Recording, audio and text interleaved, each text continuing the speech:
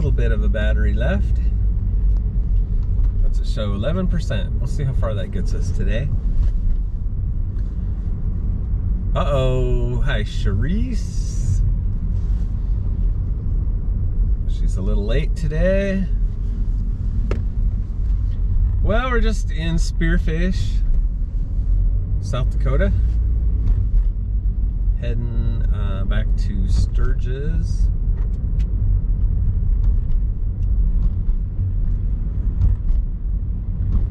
I make the round trip twice a day. Not that unusual. A few other people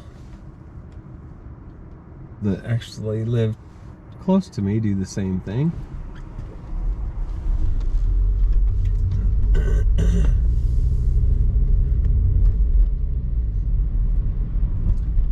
I did the carpool thing back in college. Back in would have been, I'm gonna date myself here a little bit, the early 2000s. And I carpooled with two girls. At that time I lived in Rapid City and came up to classes here in Spearfish at Black Hills State University. And I'll take the little highway today. And anyhow, carpooling, so it was just me and two girls carpooled, and one of them was going to school to be a teacher, and I think the other one possibly was going into nursing. And so anyhow, interesting conversations we had going to work every day, or going to classes every day.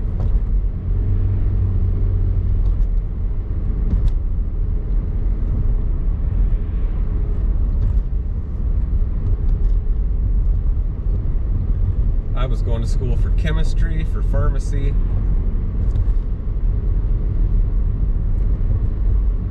A career that I ended up hating, so I left it.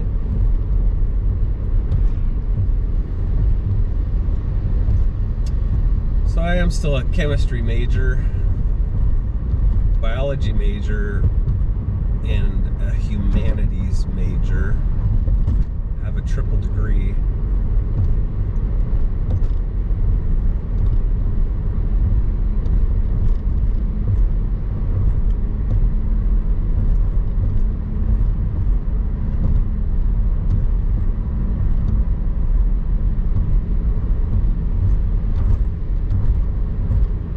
Say that even though I'm not employed in the chemistry field, it seems like chemistry is one of those tools that you use. You can use it all the time in everyday living. I always am amazed at how my chemistry knowledge benefits me in the things that I do every day.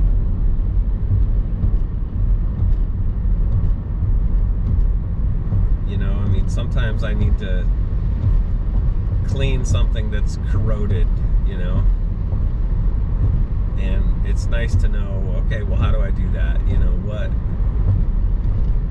what chemical, what acid, or what base will accomplish, you know, what I'm trying to do, and it's pretty cool.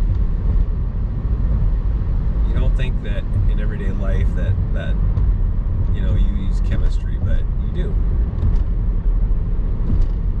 I mean, if you use a detergent to get the grease off your hands, you know, you're using basically a chemical compound to dissolve or isolate those molecules so that they slide off of your hand.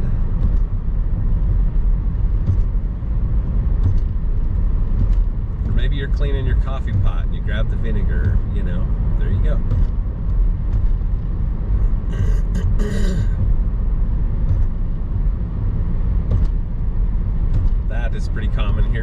fairly hard water in this area. Not nearly as bad as oh, the prairie east of us. Man, their water's got so much calcium and lime in it that it's incredible to see the buildup on people's faucets and their coffee maker. You know, my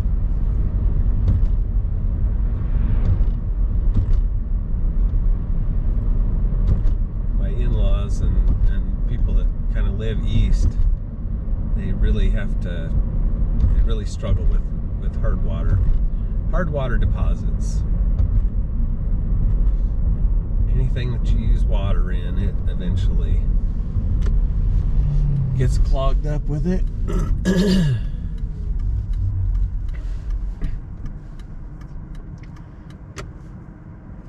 You know, I got time today.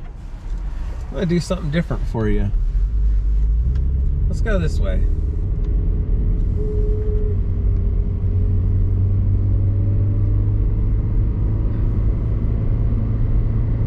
We'll take a little detour. It won't take all that long. So you're kind of looking at the snowy Black Hills.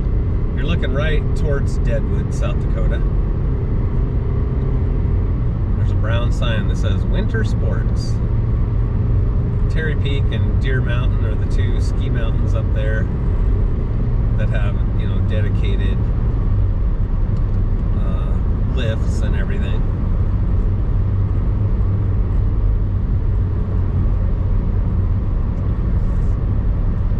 There's a historic house just on our right. This is US Highway 85. So we're actually going south right now toward Deadwood.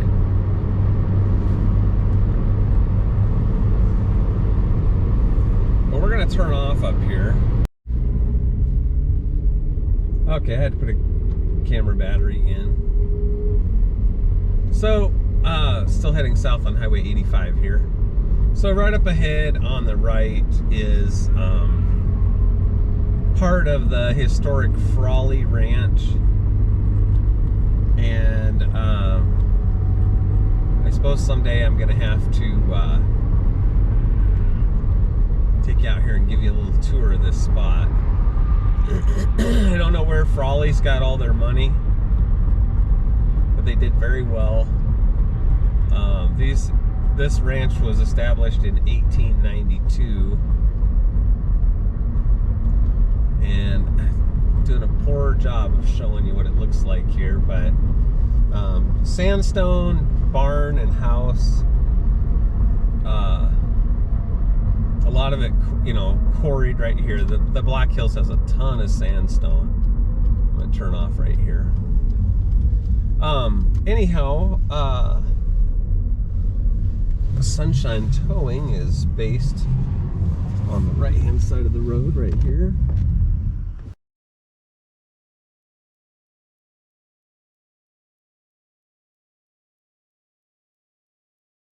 So Frawley Ranch here was cut by Highway 85.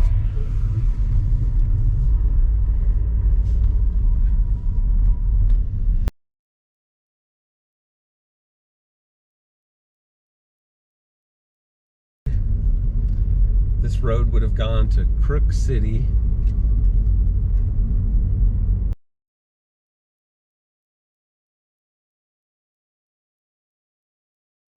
Somebody from Belfouche there making a stop. And I want to show you, I'm probably going to pull off here and turn around a little bit.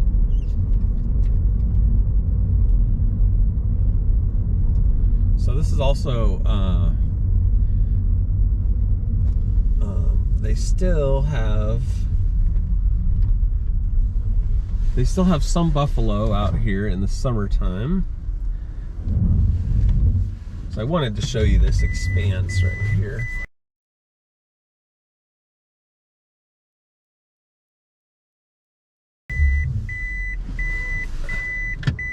So this beautiful, I guess you could call it a valley. It's a flat plain is what it is. And this was all part of Frawley Ranch. They owned this area here. Over these hills a little bit to our right was theirs. All the way across Highway 85 where we were just at. I'll point back that direction for a minute. So kind of you can see way off in the distance their ranch houses over there. Barns. This huge plain out here, this field. And then they also owned on the other side of these hills, there's another massive plain out here.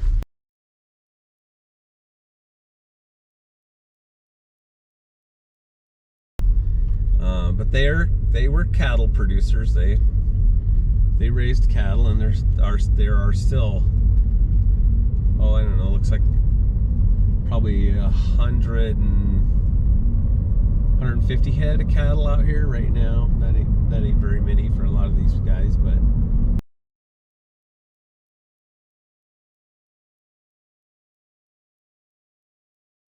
Crook City, you know, Crook City Road, that's what we're on right now. This will come out in Whitewood. There is so much history out here.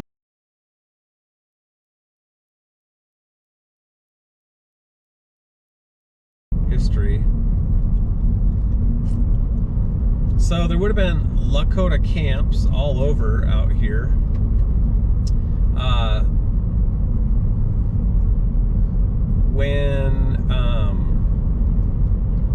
Of course, when these areas were first settled, the teepee rings were everywhere. When I was a little kid at Whitewood Park, which, you know, the city park in Whitewood, when we would go up there, as you were going into the entrance of the park, there was a creek drainage on the left-hand side of the street, and down along that creek were a whole bunch of teepee rings from an encampment down there.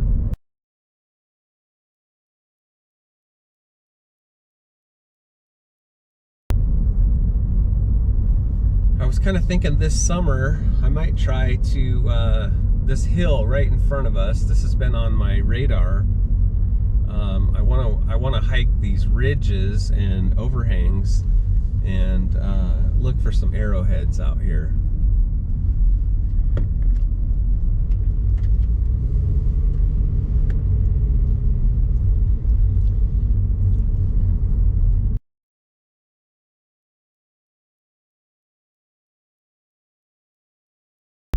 And then look off to the right. Can you see the little draw or valley that heads up, goes up into the hills right here? There's an old, there's a train tunnel up there from the old railroad tracks, and that was a Chinatown. There was a Chinatown right there where that train tunnel is, and I suppose the Chinamen dug that tunnel. I would say that's why there's a little Chinatown there. But even to this day, if you go up there and dig around a little bit, you can find original Chinese pottery.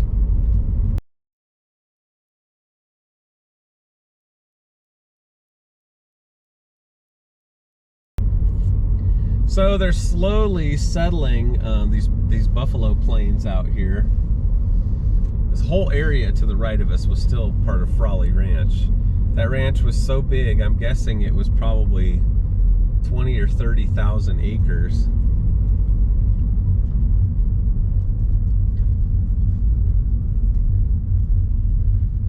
So let's see, we had the Chinese, they call it the Chinese tunnel, but the train tunnel. And that train, the tracks are not here anymore, but that train came from Belle Fourche, went through Whitewood, followed Crook City Road out this direction, Sheriff's Department.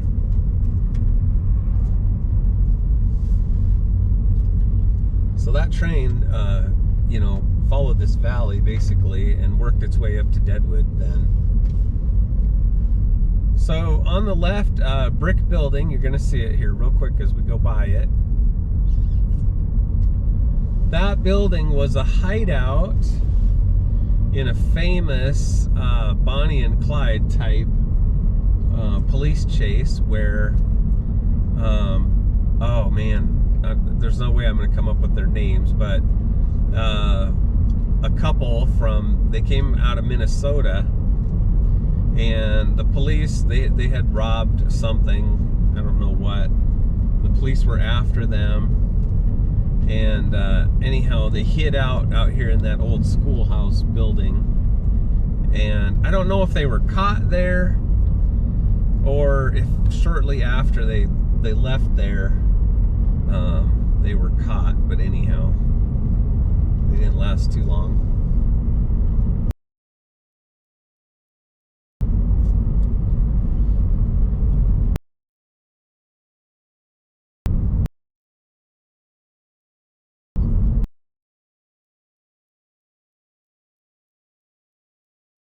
Original houses out here are from the early 1900s.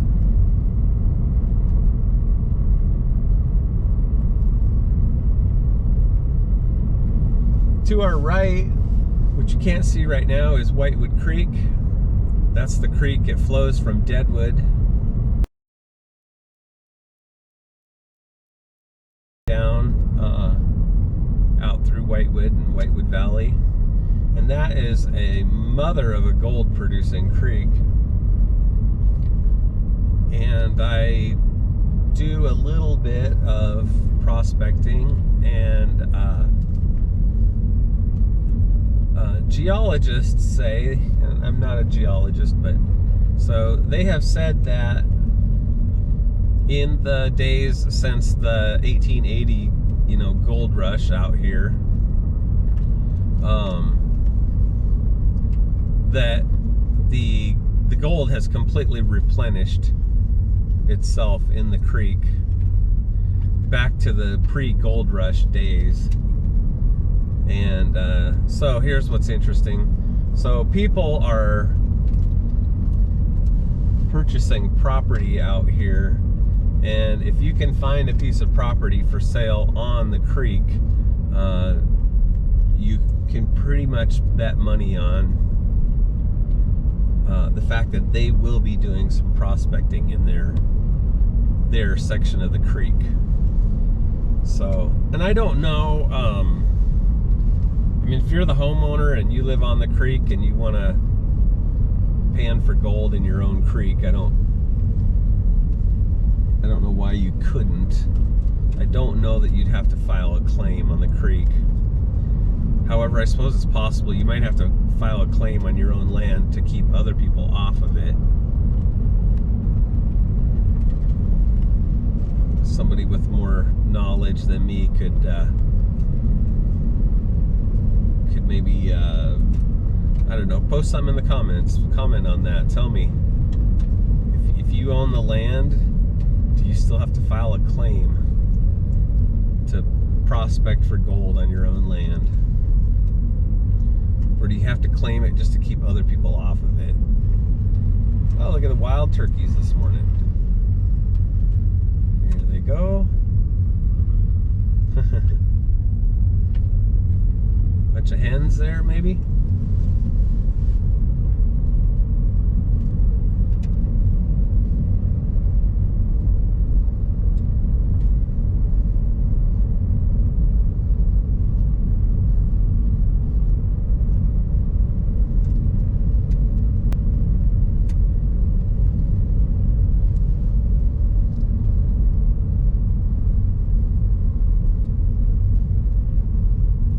So this would be Crook City after we turn this corner.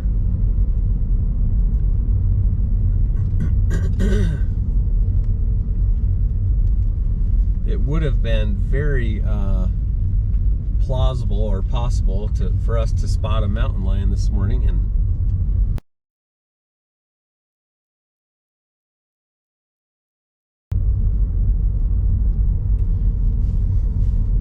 okay, Whitewood Creek is just off to our right.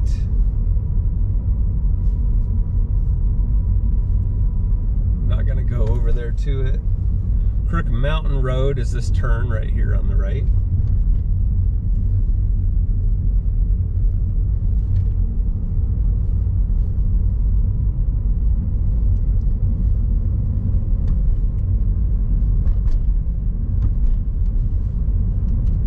Wilson Ranch is right here. They have owned 1,000 acres right here ever since I was knee-high to a grasshopper, as they would say.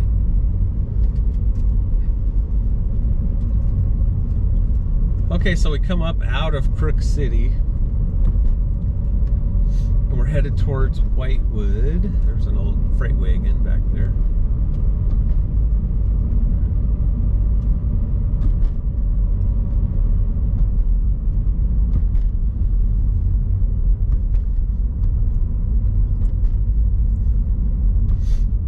There's a brand new house I've never seen before. The yellow house. I know who lives in the brown house, but the yellow house, I've never even seen it. And it is massive. Wow. That thing is massive. So they're building, that's a, I'm going to just throw out a number here. I'm going to say that's a $600,000 house right there. Oh, that's Hales. Okay, that's the guy. That's the guy I didn't think owned it, but he does own it. I wanted to point out something right here, and I don't want to get stuck in my Prius out here pounding around in the snow. Okay, so straight ahead of us, you can't see much of it. Straight ahead of us, about 500 yards is a field. Okay.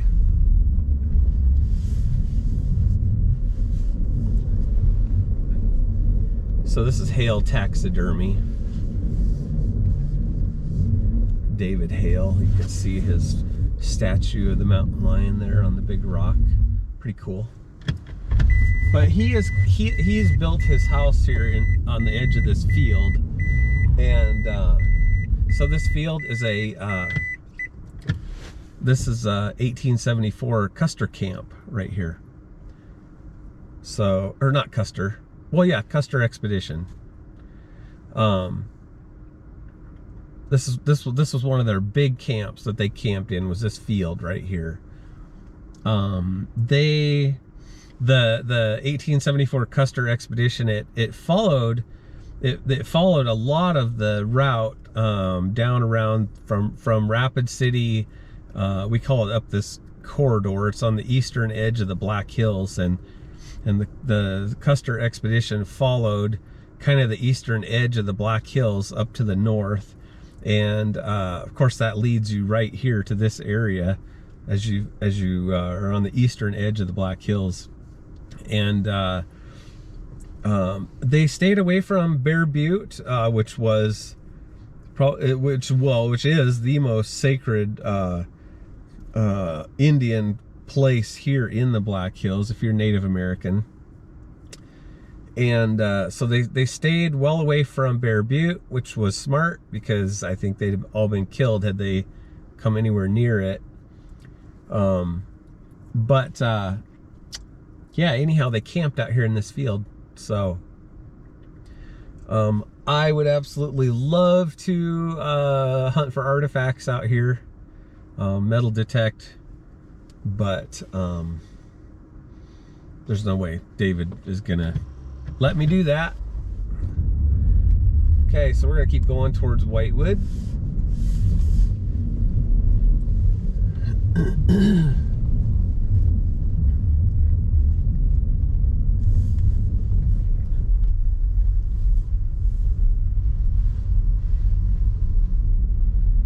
And Whitewood has grown exponentially in the last 30 years. Whitewood used to be a population of around 700 people, kind of wavered between 700 and 1,000 forever. I mean, since about the 1880s, well, Crook City. So Crook City was the big city, and Whitewood was basically non-existent. The train, came through here, and in fact, the train went right behind all these houses on the left. Okay, I can still see the railroad bed. The graded railroad bed is right here on our left, behind all these houses. And that train ran into the 1970s. It was still in use. Okay, here's the railroad grade on our left, and we're going to cross over it right here on this corner. So we're crossing over the railroad grade right here, and there's still a bump right there. That's where it went across. And there was a house right down the alley here. We just passed it. That was actually the train depot.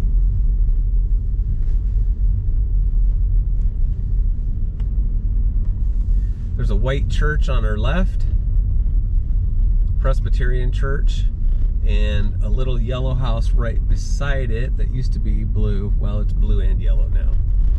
And that house is one of the very first houses in Whitewood. The brick sandstone building on your left was our grocery store. It was a hotel originally. And let's go up Main Street here real quick in Whitewood. So yeah, so the building on my left, we'll do the Whitewood tour one of these days when it's warm enough. I'll do a walking tour for you. On the left right now is a dance hall, and on the front of that building it says 1905. The assayer's office was on the left, right on the corner here, and they actually only tore that building down, maybe 10 or 15 years ago. They tore that building down because they said it was unsafe. It was falling down. I think the only reason it was actually falling down though was because of I guess some neglect, but there had been some modifications made to the building where they had cut some new like doorways and things like that into the building, and it weakened it just enough that it started to fall apart.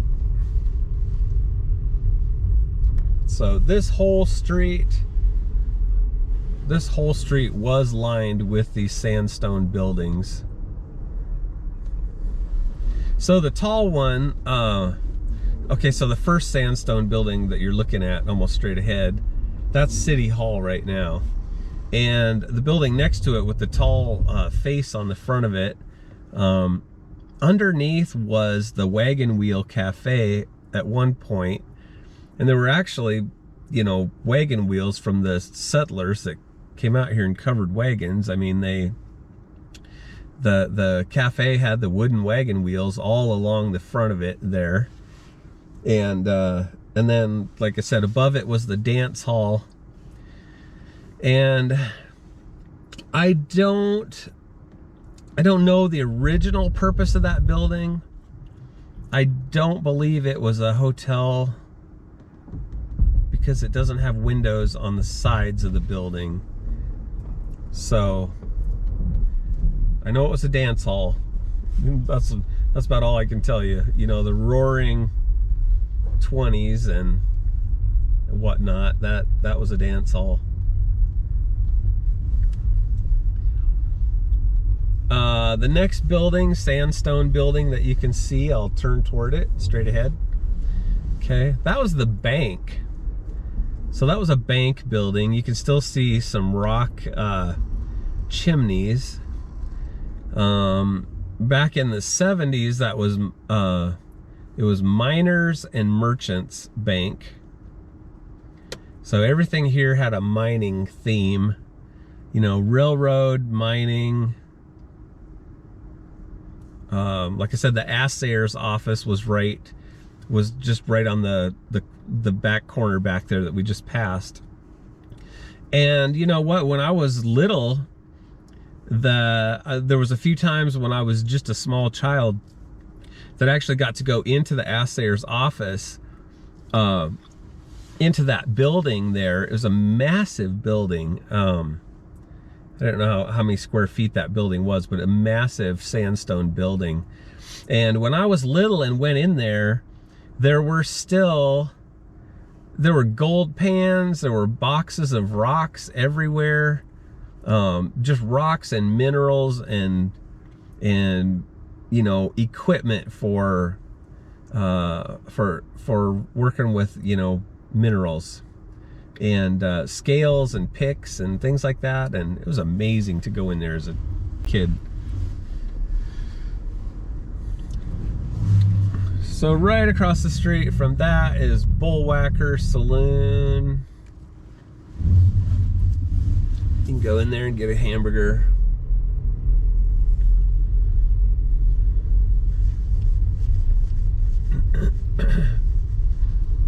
And then this building right here on the corner, it says Whitewood Creek Chiropractic now. But that was our grocery store. It says Lane on the top of the building. It was the old Lane. It was the Lane Motel or Hotel. I guess it would have been a hotel. So the Lane Hotel. And I can't, well, if the other building right next to it was 1905, I'm gonna guess that this was about the exact same time frame. I can't see the cornerstone on it to tell you when that was built. I'll turn around real quick and show you. We'll do a Whitewood tour one of these days. Okay, yellow house that you're looking at right there, that was the train depot. Train went right behind it. And then I'm just gonna show you a quick Lane Hotel. So that's the Lane Hotel right there from approximately 1905. You know, we don't have the, okay, I'm gonna go now. I'm getting into a bunch of traffic. And then here, of course, is the railroad tracks. These date back to the 1880s, I would say. We really don't have the length of history. I mean, Custer expedition, you know, 1874. And before the whites came here to the hills, this area was just the Lakotas. You had the Lakotas, Nakotas, I think, were in the Pier area. Dakotas, I think, were like far east in Sioux Falls area, out over there. Sioux Falls, Minnesota, I think you found the Dakotas. Yeah, the Cheyenne tribes, I think the Northern Cheyenne, I'm gonna forget a little bit here. The Crows, the Ute Indian tribes were here. So, you know, I'm gonna miss a bunch, but there were so many. Okay, we're gonna hop back on Interstate 90 here at Whitewood, and we're gonna finish our trip to Sturgis. This has been a fun little ride. I'm glad you came along with me for this one. But anyhow, yeah, before the Custer expedition, I mean, obviously when Custer came out here, he ran into, you know, a million people that already lived here. And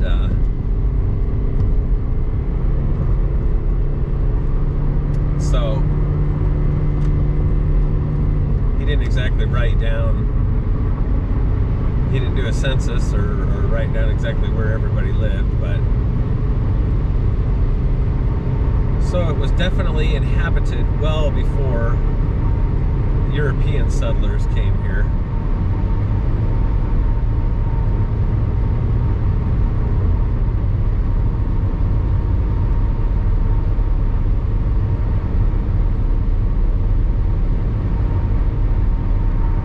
Sunshine trying to poke through the clouds there.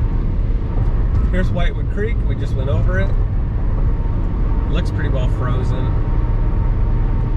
You and I are going to do some prospecting this summer. I'm pretty excited to do a little bit more of that this year. We did a little bit last year. There is an ancient waterfall that I am so excited to do a clean out under it.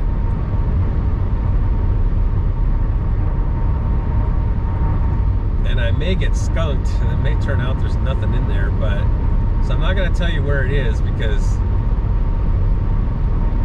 it'd be pretty easy to find. I'll tell you after I check it out. I'll let you know how it turns out. In fact, I'll videotape it. I'll take the GoPro Hero 9 Black and we'll set up and we'll dig a bunch of the dirt out and clean out rock crevices and things like that. What's interesting about it is it's a waterfall, but it doesn't fall. The water doesn't fall into gravel. The water falls onto a rock. Falls onto a rock. Let's just put it that way. And it's a huge rock.